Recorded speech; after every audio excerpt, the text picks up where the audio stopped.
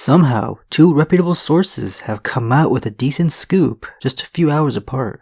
First one being Variety, and the second Entertainment Weekly. Anytime I ramble on about insider information over at HBO, it's always these guys getting the scoop because of their close ties. If the title didn't give it away, HBO is in the early stages of developing a Duncan Egg prequel / spinoff to Game of Thrones, taking place 90 years in the past.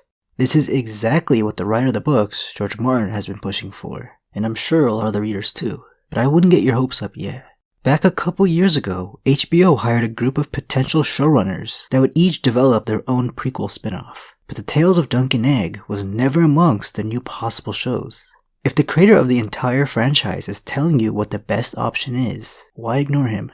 I think it's because this story is tricky to adapt to screen, and they didn't want to tackle it without George Martin's involvement, whether that be helping with the script, directing, or as a close advisor. So far, he's put out 3 short stories in the Tales of Duncan Egg series: The Hedge Knight, The Sworn Sword, and The Mystery Knight, centered around 2 young characters traveling through the 7 kingdoms.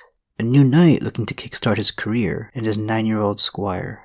I won't get into too many spoilers here in case this does get greenlit and a season is ordered, but this time period is a lot more calm, so ratings will have a huge dip, because casual viewers who just want to see dragons and monsters duke it out won't get their fill. Each of the short stories does end with a pretty good payoff for all the build-up, with interesting moments sprinkled in. But Game of Thrones is like an action-packed movie with every episode. This one's going to be paced very differently, and with far less main characters. We're mostly only going to be getting perspectives from Sir Duncan the Tall and Egg. Switching perspectives from Arya to Jon to Dany to Tyrion freshened the storyline up in Game of Thrones. We won't get that same luxury here without some major changes. Aside from the 3 short stories released over the past 20 plus years, Martin actually has a lot more he wants to write after his main book series is complete. Who knows if this will ever come to fruition, but he did say he has plans for chronicling their entire lives, creating as many short stories as it takes. He has a rough idea for one that'll take place in Winterfell, with the working title The She-Wolves of Winterfell, and one taking place in the Riverlands called The Village Hero. But as of right now, with all the material he's put out, I don't think the storylines can carry a multi-season series that'll run for years. Aiming for a 30-minute episode format instead of the normal 60 would help things though, if HBO will cooperate. Because honestly, with the pacing we're used to, all 3 short stories can be wrapped up in a single season. There are some familiar faces in this time period, like Old Nan, who wouldn't be very old, Aemon Targaryen, and the Three-Eyed Raven could have a much larger role in this prequel than they did in the novellas, especially the Three-Eyed Raven, who will be going as Lord Bloodraven, or his real name, Brendan Rivers, serving the realm as its spy master and Hand of the King. We don't have a list of people attached to the show yet. They must have not wanted to leak that much info yet. Just gotta hope we get a showrunner that could do this story justice, because it is a good one. The final seasons of Game of Thrones showed it's best to stick as close as possible with the source material, since the quality is already proven.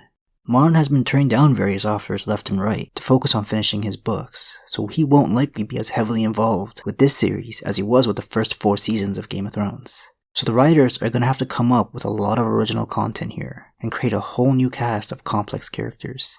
Hopefully viewers will be willing to give this show a chance, and not have it get canned early in its infancy. It is far more promising than the Long Night prequel that got cancelled last year, but that isn't saying much. Trying to recycle Game of Thrones won't work so soon after its airing. I think the execs at HBO were hoping for the Long Night prequel to work out because of how simple it would be compared to a series like House of the Dragon or Duncan Egg. It would be the same story, just no dragons. Entertainment Weekly's article kind of expands on Varieties, claiming more spin-offs will also be in development, including one about Robert's Rebellion. And I think this one will be just as successful as House of the Dragon, if it ever gets greenlit, if not more successful. People have been dying for this one, and with so much character familiarity from the cast of Game of Thrones, they wouldn't lose as many casual viewers. This prequel would only take place around 15 years before the main story, so we'll see Ned, Robert, Kat, and Jaime interacting with new characters like Rhaegar, Lyanna, and Brandon Stark.